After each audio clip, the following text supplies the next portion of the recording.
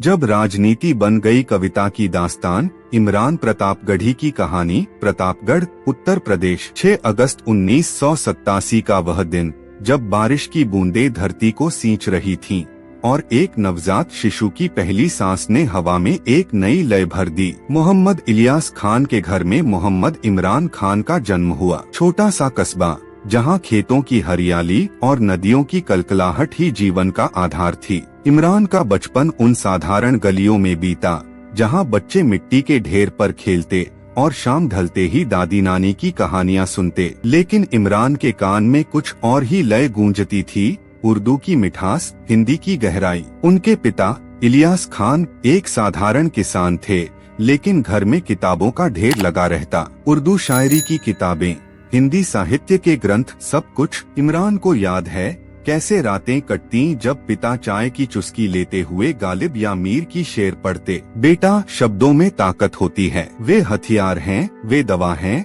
यह बात इमरान के दिल में उतर गई। स्कूल के दिनों में जब अन्य बच्चे क्रिकेट खेलते, इमरान नोटबुक में कुछ लिखता रहता। पहली कविता जो उसने लिखी थी एक छोटी सी पंक्ति, मिट्टी की खुशबू में छिपी है मेरी कहानी, प्रतापगढ़ की धूल बोलेगी मेरी ज़बानी। प्रतापगढ़ की वह मिट्टी इमरान को बांधे रखती, लेकिन सपने बड़े थे। इलियास खान ने फैसला किया, बेटा पढ़ेगा। इलाहाबाद विश्वविद्यालय की ओर रुख किया गया। वहां पहुंचते ही इमरान को लगा जैसे कोई नई दुनिया खुल गई। हिंदी साहित्य में एमए करने का सफर शुरू हुआ। कक्षा में प्रोफेसरों की व्याख्याएं सुनते हुए इमरान के मन में उथल पुथल मच जाती। कबीर, तुलसी, निराला ये नाम अब जीवंत हो उठे, लेकिन इमरान का दिल उर्दू की ओर खींचा। विश्वविद्यालय के कवि सम्मेलनों में वह भाग लेने लगा। पहली बार मंच पर चढ़ा तो हाथ कांप रहे थे, लेकिन जैसे ही पहली पंक्ति बोली, दिल की धड़कन में बसी है वो पुरानी बस्ती, तालियां गूंज उठी। वह लम्हा इमरान के लिए मोड़ था। कविता अब सिर्फ शौक नहीं, जीवन का हिस्सा बन गई। 2008 का साल। इमरान अब प्रतापगढ़ी हो चुके थे, नाम जो उनकी जन्मभूमि से लिया। जैसे कविता का एक शेर। मुशायरों की दुनिया में कदम रखा। दिल्ली, लखनऊ, कानपुर, हर शहर में उनकी आवाज गूंजने लगी। लेकिन वह मदरसा नाज़्म थी जिसने उन्हें रॉकस्टार बना दिया। मुशायरे में जब इमरान ने पढ़ा, मदरसा वो जगह है जहां सीखा जाता है इंसानियत का सबक, जहां अल्फाज उड़ते हैं आसमान छूने को, लेकिन बाहर की दुनिया में वही अल्फाज पत्थर बन जाते हैं। सभागार में सन्नाटा छा गया, फिर तालियों का गुंजा। हजारों लोग, ज्यादातर युवा, इमरान की ओर आकर्षित हो गए। उनकी कविताएं अब सिर्फ मनोरंजन नहीं, विद्रोह का प्रतीक बन गईं। मुस्लिम अनुभव, पहचान की तलाश, सामाजिक अन्याय, ये थी उनकी थीम्स। हाँ मैं कश्मीर हूँ में कश्मीर की पीड़ा उभरी। हाँ मैं कश्मीर हूँ, वो घाटी जहाँ फूल खिलते हैं खून से, जहां हर सांस में दर्द की खुशबू बसी है। फिलिस्तीन पर फिलिस्तीन, नजीब पर नजीब, हर नाज़्म एक चीख थी। 100 से ज्यादा नाज़्म लिख चुके इमरान अब देश भर के मुशायरों के सितारे थे। 2016 में उत्तर प्रदेश सरकार ने उन्हें यश अवार्ड से सम्मानित किया, लेकिन प्रसिद्धि के साथ जिम्मेदारी भी आई। लिंचिंग की घटनाओं पर कविताएं लिखी, पीड़ित परिवारों की मदद की। इमरान की डायरी में लिखा था, कविता अगर सिर्फ ताली बटोरने के लिए हो तो वह बेकार, यह तो आग लगानी चाहिए, बदलाव लानी चाहिए। उनकी शादी हो चुकी थी, परिवार बढ़ रहा था, लेकिन मन में एक खालीपन था। मुशायरे तोड़फोड़ हो रहे थे, कवि धमकियां पा रहे थे। इमरान सोचते, क्या कविता अकेले पर्याप्त है? दिल्ली की एक शाम, एक मुशायरे के बाद एक युवा आया और बोला, सर आपकी कविताएं बदलाव ला सकती हैं, लेकिन राजनीति में उतरे तो क्रांति हो। वह बीज बो दिया गया। 2018 का अंत। इमरान प्रतापगढ़ी की कविताओं ने न सिर्फ हॉल भर दिए, बल्कि सोशल मीडिया पर तूफान मचा दिया। ट्विटर, अब एक्स पर उनके शेर वायरल होते, लेकिन राजनीतिक हलचल भी तेज हो रही थी। नरेंद्र मोदी सरकार के खिलाफ उनकी आलोचना कविताओं में झलकती।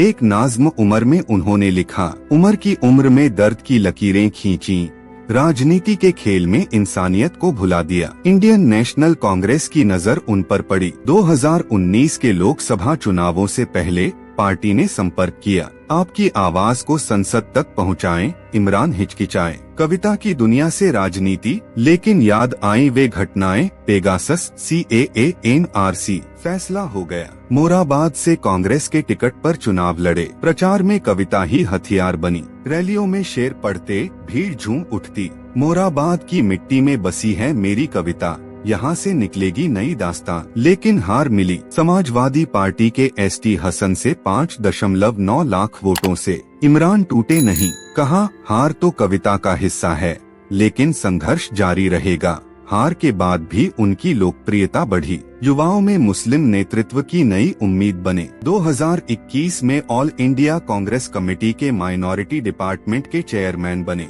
मल्लिकार्जुन खड़गे के नेतृत्व में काम शुरू। यहाँ कविता राजनीति से मिली। मीटिंग्स में शेर सुनाते, मुद्दों पर नाज़्म लिखते। 5 जुलाई 2022 महाराष्ट्र से राज्यसभा सदस्य चुने गए। P चिदम्बरम की जगह ली। संसद में प्रवेश करते ही इमरान ने कहा, मैं कवि हूँ, लेकिन अब सांसद। मेरी कविता अब कानून बनेगी। Standing committee on health and family welfare में शामिल हुए। कोविड के बाद स्वास्थ्य मुद्दों पर बोले। कविता के अंदाज में बहस की। स्वास्थ्य वो दवा है जो हर दिल को छू ले, लेकिन गरीब की पहुंच से बाहर न हो। 2022 में ही कमर्शियल एंड इंडस्ट्री मिनिस्ट्री की कंसल्टेटिव कमेटी में व्यापार नीतियों पर अपनी राय रखी, लेकिन असली रंग तब दिखा जब माइनॉरिटी अफेयर्स पर बोले। माइनॉरिटी की आवाज दबाई न जाए, यह कविता का अपमान है। 2024 में ट्रांसपोर्ट, टूरिज्म एंड कल्चर की कमेटी में यहाँ उनकी कविता चमकी। सांस्कृतिक संरक्षण पर एक प्रस्ताव पेश किया, जिसमें उर्दू साहित्य को बढ़ावा देने की बात की। संसद के बाहर भी सक्रिय। गुजरात पुलिस के साथ विवाद, जब एक मुशायरे पर रोक लगी। इमरान ने ट्वीट किया, कविता को रोकना लोकतंत्र को रोकना है। समर्थकों ने साथ दिया। उनकी कहानी अब राष्ट्रीय मीडिया में, न्यूज चैनलों पर डिबेट, जहां शेरों से जवाब देते। परिवार का सहयोग मिला। पत्नी और बच्चे समझते थे यह सफर कविता का ही विस्तार है। राजनीति आसान न थी। आलोचनाएं आईं, कवि बनकर राजनीति में घुस आए। पुराने शायर नाराज, कहते मुशायरा छोड़ दिया। लेकिन इमरान ने जवाब दिया एक नई नाज़्म से। जब राजनीति बन गई कविता की दास्तान, तो शब्द हथियार बने, तलवार की तरह चमक उठे। लिंचिंग पर कविताएं लिखीं, पीड़ितों से मिले। एक घटना याद है, 2023 में एक मुस्लिम परिवार की मदद। इमरान ने फंड रेज किया, कविता पढ़ी। सोशल मीडिया पर पोएट्री फॉर जस्टिस कैंपेन, लाखों फॉलोअर्स, लेकिन खतरे भी आए। धमकियां, ट्रोल्स, फिर भी डटे रहे। कांग्रेस में भूमिका बढ़ी, युवा नेतृत्व को प्रेरित किया। 2025 तक इमरान की कहानी प्रेरणा बनी। राज्यसभा में बहसें, जहां कविता का जादू चलता। एक दिन स्वास्थ्य बिल पर बोले, जैसे कविता में लय होनी चाहिए, वैसे नीतियों में न्याय। आज इमरान प्रतापगढ़ी सिर्फ सांसद नहीं, प्रतीक हैं। उनकी किताबें छपी, मदरसा संग्रह, युवा कवियों को प्रोत्साहित। राजनीति में कविता लाए, संसदीय सत्रों में शेर सुनाते। भविष्य 2029 चुनाव या नई जिम्मेदारी, लेकिन दिल में वही लय, कविता कभी खत्म नहीं होती, वह तो राजनीति का दिल है। यह दास्तान जारी है, प्रतापगढ़ से संसद तक, मिट्टी से शब्दों तक। जब राजनीति बन गई कविता की दास्तान, तो बदला पूरा हो गया। यह कहानी वास्तविक घटनाओं पर आधारित है, लेकिन कथा के लिए विस्तारित।